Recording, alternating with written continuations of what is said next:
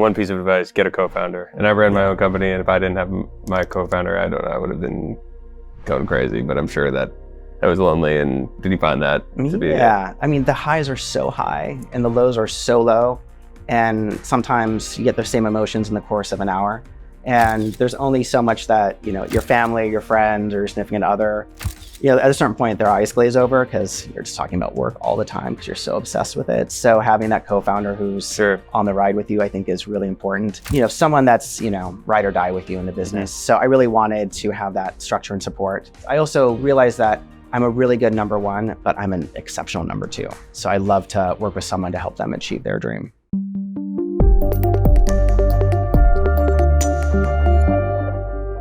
Welcome back to How the Fuck Did You Get That Job? Today I'm joined by Louis Monoyudis. Before starting his career in marketing, Louis was a Harvard graduate and worked at Tommy Hilfiger, Calvin Klein, Leo Burnett, led marketing as a CMO for Fable, and is now the CMO of Bokksu.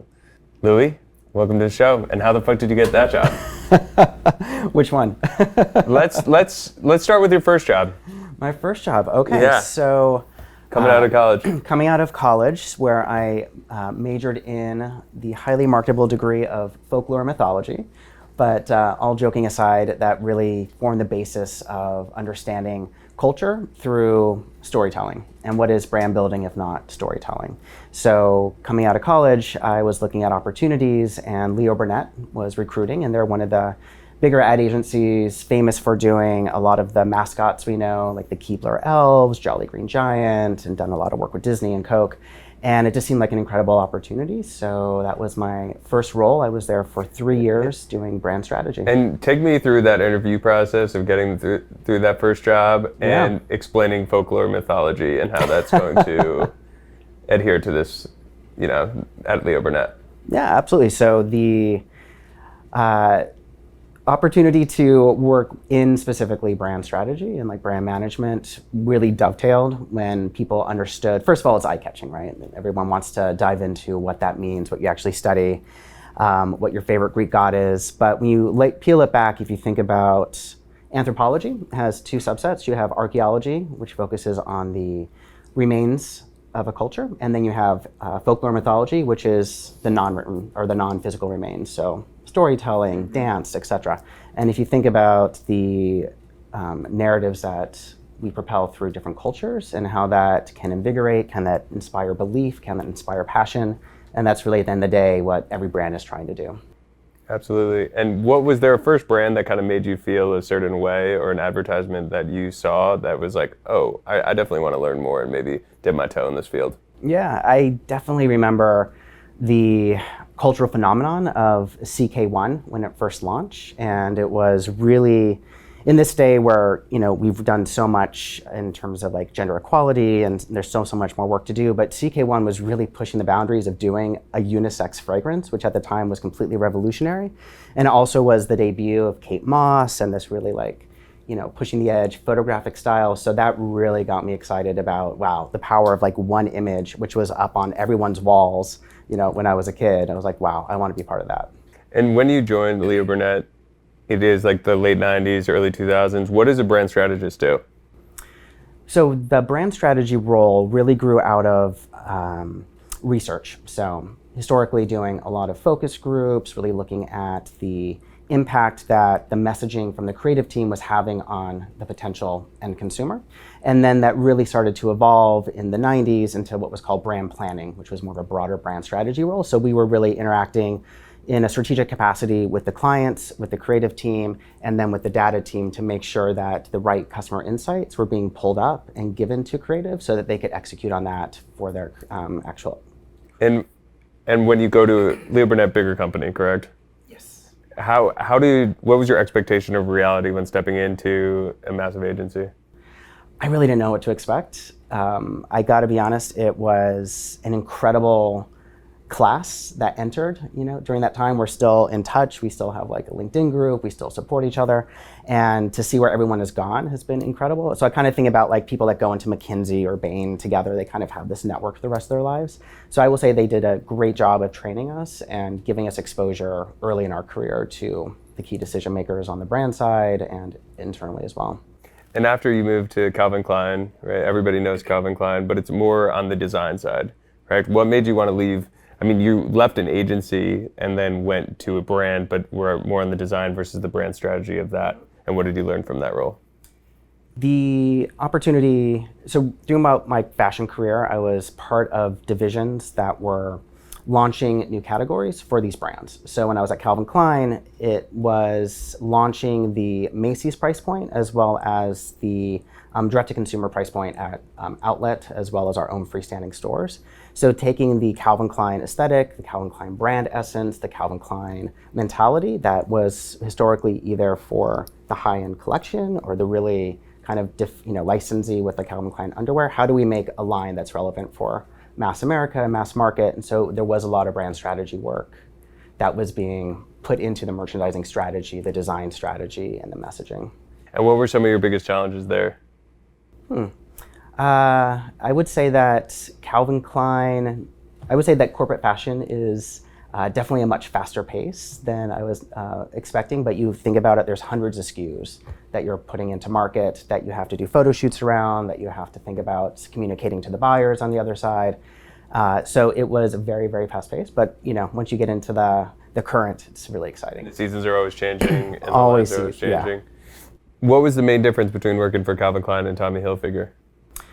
It was, so interestingly, Calvin Klein at the time was owned by PVH, which is a big conglomerate, and Tommy Hilfiger was, now they're owned by PVH, but before they were not. So Tommy Hilfiger still had more of a, Tommy was still around, it was still more of like a designer-led mentality. But when I was at Tommy, we were launching a full-price vertical concept to compete with Banana Republic and J. Crew. And it was really this tiger team of people from Abercrombie and people from Calvin and other brands to put together this concept. So it was really exciting to be part of that because it was a different approach to market strategy than what I was doing at Calvin. You end up moving on to Cut Your Bias. What first of all, what made you want to move on from high-flying fashion? Yeah, I loved fashion. I'm so grateful for the experience I had there.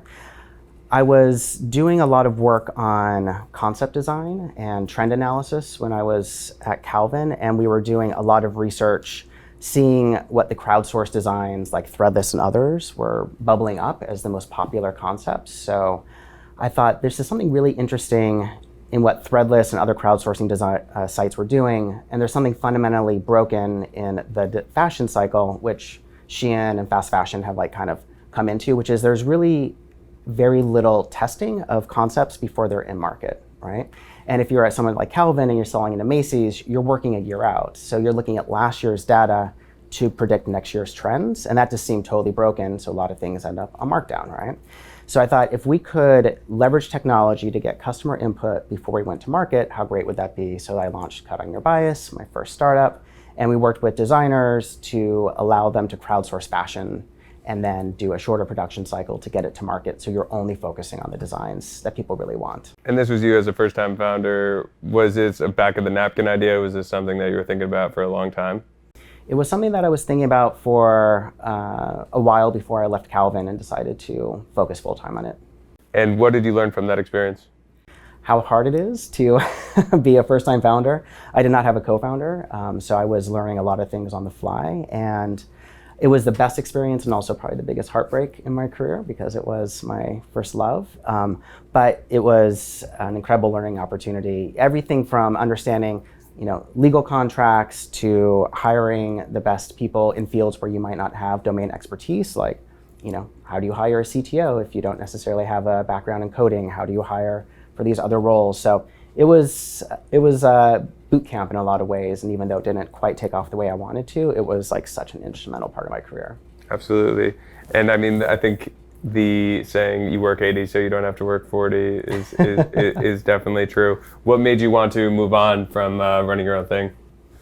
Definitely realized how hard it is to not have a co-founder. I get that a lot when I'm talking to people who have either founded a company or currently running their own company. They're like, one piece of advice, get a co-founder. And I ran my own company, and if I didn't have my co-founder, I don't know, I would have been going crazy. But I'm sure that was lonely and its own thing. Did you find that to be? Yeah, I mean, the highs are so high and the lows are so low. and sometimes you get those same emotions in the course of an hour. And there's only so much that, your family, your friends, or your significant other, at a certain point their eyes glaze over because you're just talking about work all the time because you're so obsessed with it. So having that co-founder who's on the ride with you, I think, is really important. And it doesn't necessarily have to be a co-founder or like a supportive partner or just whatever. Someone that's, ride or die with you in the business. So I really wanted to have that structure and support. And so was looking for opportunities. I realized that I'm a really good number one, but I'm an exceptional number two. So I love to work with someone to help them achieve their dream. There you go. And you've held a lot of chief operating roles, chief marketing roles. How would you describe your leadership style when either mentoring or managing others? I like to lead with empathy. One of the things I learned just being in, the corporate world for a while is that very often some of the most groundbreaking ideas can come from some of the more junior employees, but oftentimes they don't get the opportunity to have the interface with senior management, or they aren't taken seriously when they do. So I really look to everyone on my team, interns to my others in the C-suite, to be brainstorming ideas, be thinking through creatively, and really give people the benefit of the doubt. I believe that people are joining companies, especially startups, because they're passionate about it. So I don't want to question their integrity or their work ethic. I know that people have different ways of approaching problems and different ways of time management and finding ways that make them feel like they're being supported. Was there a leader who taught you that's the right way to lead? I think I learned more about what I saw happening than I didn't want to do. Got it. Yeah, so I feel like there is that work trauma that can either, because I've had some great bosses, I've had some bad bosses, and it's either, they have, at one of my prior jobs, there was a boss who had so much, he just was very mean. It was he probably was getting taught that, right, by somebody else. He didn't just wake up out of the womb like that. So it's interesting that you turned it around, but you sound like a phenomenal boss, and that's amazing. I hope so. With Outer Places, I'm curious what made you passionate about this mystery box, getting mailed something you don't know it is in it model? Yeah. So this was 2015. And for those who don't know, yes. What Outer Places What Outer Places is, what the business was. So the company Outer Places was founded by Michael Donovan, and he was instrumental in the early days of American Girl Place. So building out one of the most successful retail concepts in America. The amount of money they were doing per square foot rivaled Hermes and Tiffany and Apple in the heyday. And he started a portfolio of brands, and one of them was Outer Places, which is the intersection of science and science fiction. So it's a media site, and they covered everything from the latest NASA mission to the latest Star Wars episode. And I came in to help them expand revenue opportunities. As we all know, monetizing, digital media is harder. So I thought, why don't we bring in an e-commerce element? And this was 2015 when Birchbox and Trunk Club and everybody was exploding. And I thought this subscription model is really on fire. We have this really passionate, engaged audience. And there was a big player in the space called Loot Crate that was really focused on the Comic-Con crowd. And I thought we can go after this in a really meaningful way with our unique spin.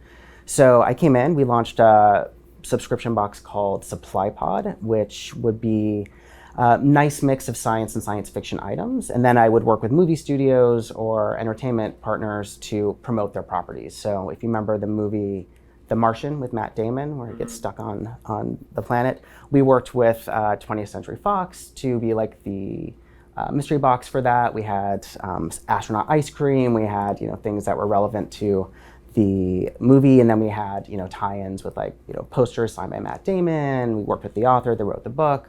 Do all this. We also did stuff around X-Files and other media properties. So it was really exciting. And then we did activations at Comic-Cons and other events.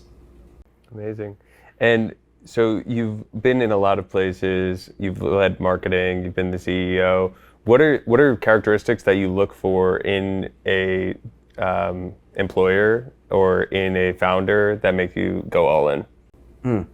Great question. But I always want, especially in the early days of a startup, investors are investing in the CEO if they're still a founder, right? And then also in the broader team. So what I really want to make sure is how passionate is that founder? Because if a company's been around for 10 years and they're still cranking at it, sometimes people lose steam. So I want to make sure that they're still really excited about the business that they're building.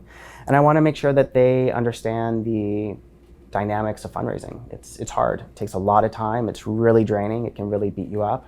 Making sure that they're well networked and that they've kind of gone through that game before. And then is there anything from a brand value standpoint as well?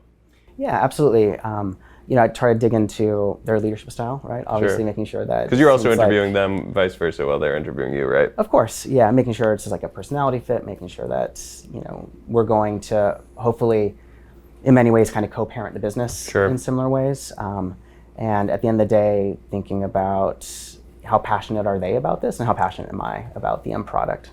Absolutely.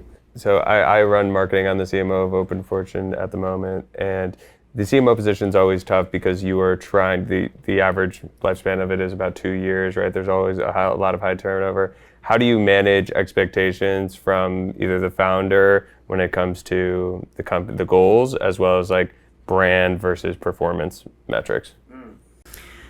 I think one of the reasons you bring in a CMO versus, let's say, like a VP of marketing is you want someone who has the experience to break the hard news. And oftentimes startups will have lofty ambitions, and sometimes those are communicated outwardly. And it's oftentimes my role to make sure that we're in alignment of what's actually possible, right? And those are not oftentimes easy conversations. So making sure that you have the data to support. How do you go about that? One, having a really good partnership with the CFO is important because obviously they're building the financial models, but just making sure that it's a data-driven discussion, right? What is historical performance? What's a year ago? What's last quarter? What are we seeing? This is going to be a hard year for digital marketing overall. We have depreciation of cookies. We have more and more privacy changes. We have a well-funded election cycle. So the price of media across the board is going to be very high. So just making sure that we're contextualizing decisions as well. At the end of the day, I think in terms of those hard discussions, that's one of the elements. And then making sure that I think there's this unfair divide between what's brand and what's performance. Someone coined this term brandformance, and I think it's absolutely true. And everything that you're doing is building towards people wanting to be part of the tribe that you're building around the product and the brand that you're building. So we had to do both. We had to do it all at the same time. And it's hard, especially when you have limited budgets, limited team. Absolutely. And what is a brand campaign that you've run that you were so proud of to this day? I've worked on a bunch. It's always the one that got away that I think sticks with you. So I'll give you an example of the one that we almost did that I think would have been great, but we just didn't quite pull the trigger. So I was working as the turnaround CEO for a private equity-backed company called Always For Me, which is a plus-size women's online swimwear brand. And then they also bring in other, so they have their own private label, then they bring in like Jessica Simpson and Kenneth Cole and other brands to kind of spruce up the overall merchandising mix. And I worked in fashion for a long time. Never did we get a letter saying, your product really helped change the quality of my life. We would get letters from women saying, before I found your bathing suits, I wouldn't take my kids to the pool, to the beach, to Disney World because I was embarrassed of how it fit, or I was really worried that if I bent over to pick up my toddler, what would happen when I stood up. So we would get these like incredibly passionate letters from our audience.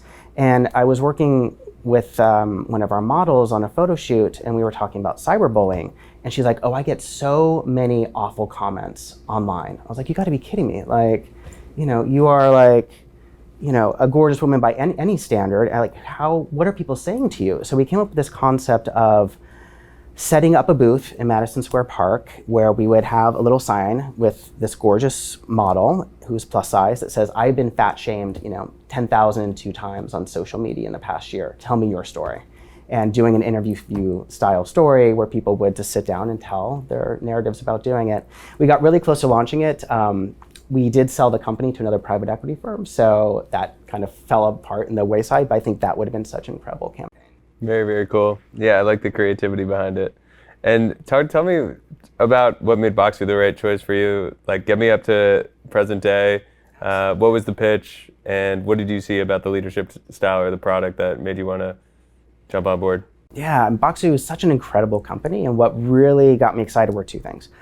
First, it's a portfolio of 6 brands. So we have 3 subscription boxes and we have 3 standalone marketplaces.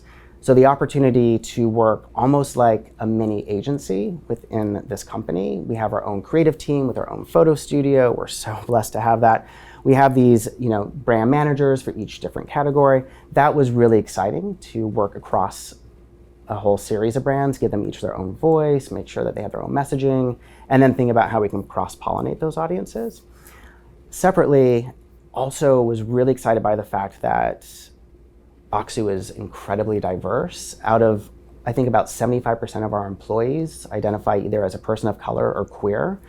4 of us three of the 4 of us in the C-suite are queer. So I think that was a really exciting opportunity just to be in this environment that was so diverse. And it's really incredible how comfortable people feel personally also allows them to feel comfortable professionally. And it's been awesome. Fabulous. That's amazing. And when you're building this marketing team, what are you looking for, in people who are going to be underneath you? It's the old improv adage. I want someone who's a yes and, not a no but, right? So you really it's hard, right? I mean, we're making a decision to launch a sale with like 12 hours notice sometimes, right? Because we want to test something or we want to move through inventory or, we just feel it's the right decision for the brand.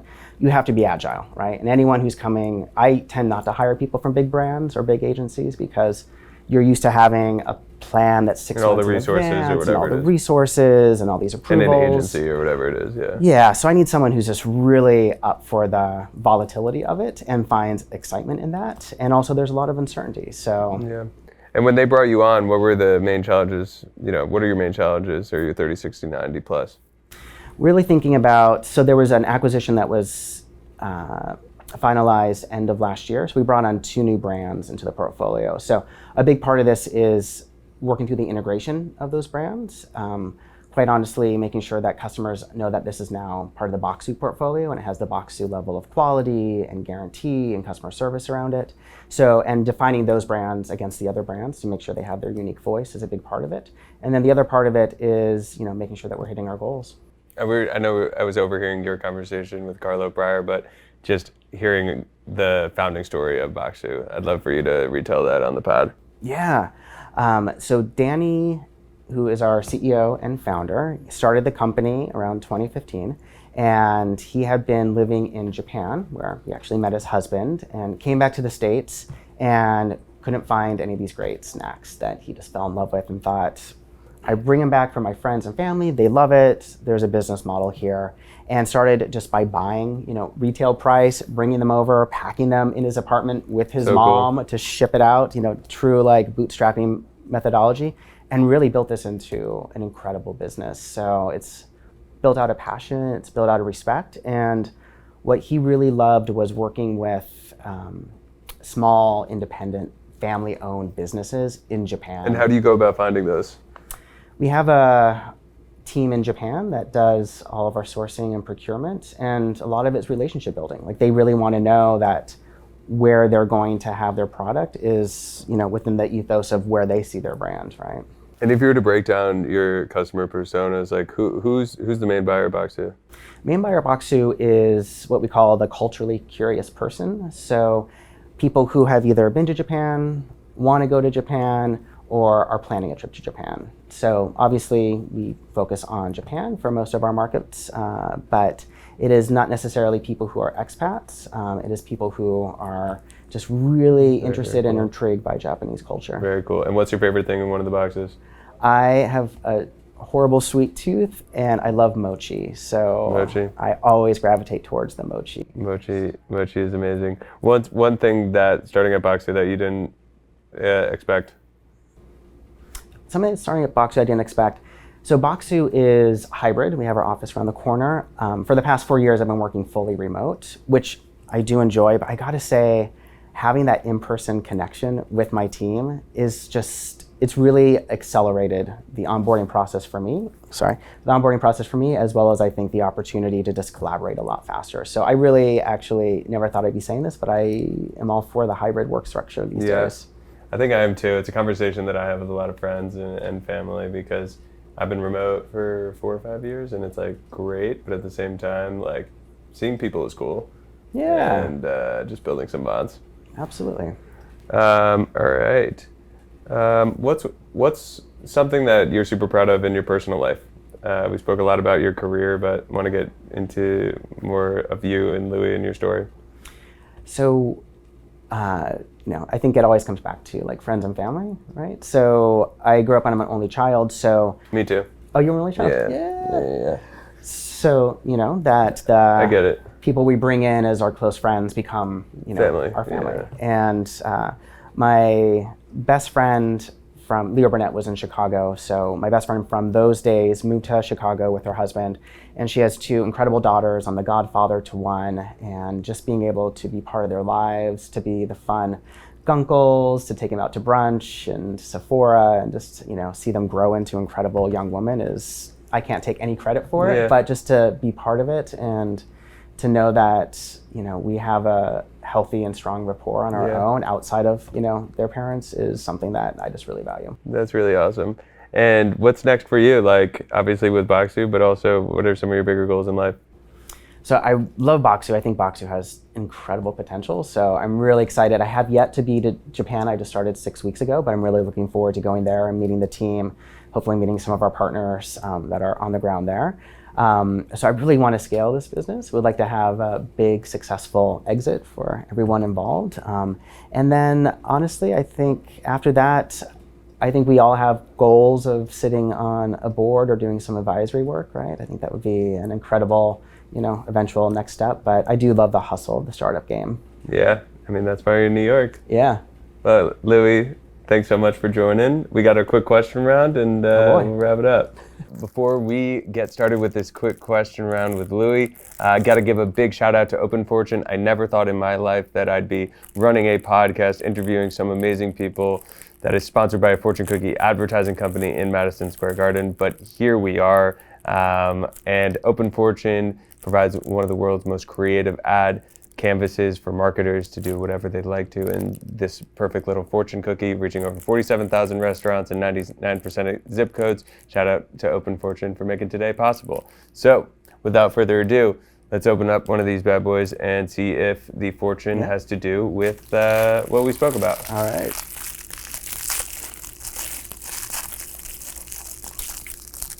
Okay.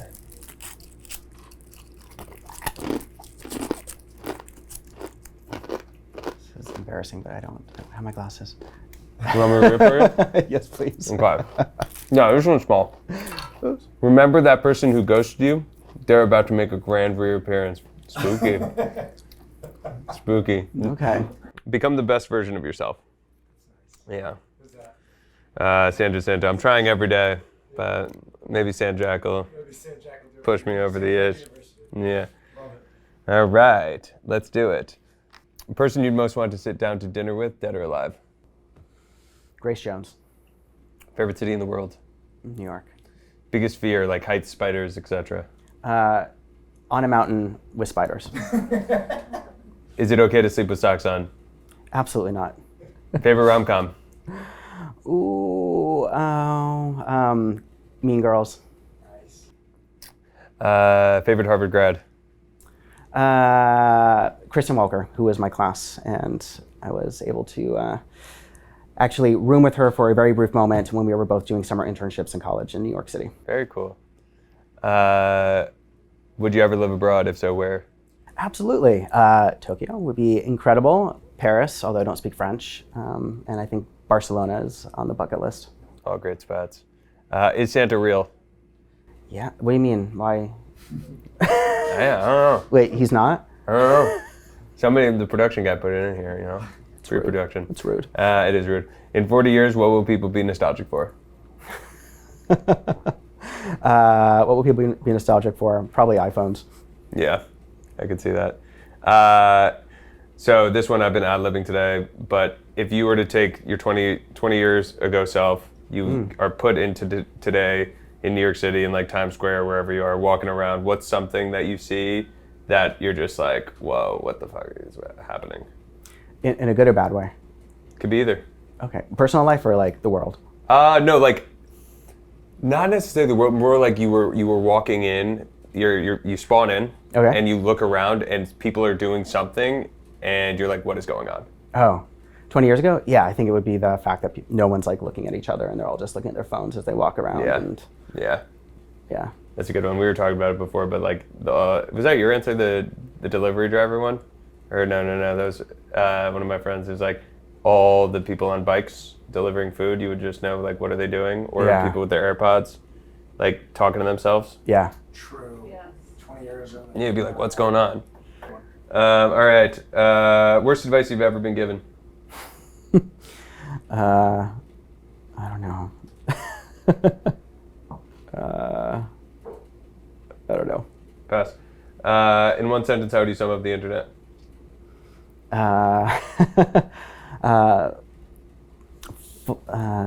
Full of dreams and full of misery. Who's somebody you think should hop on this podcast? Should hop on this podcast. Barack Obama. Ideally. And in 10 years, where can we catch you? Hopefully in one of those 3 cities where I said I'd like to be living. There you go. Well, we'll have to check in there. Yeah. Thanks, Louis. Awesome. Appreciate Thank you coming in. Appreciate it. Awesome. Also, Thanks, man. Built it.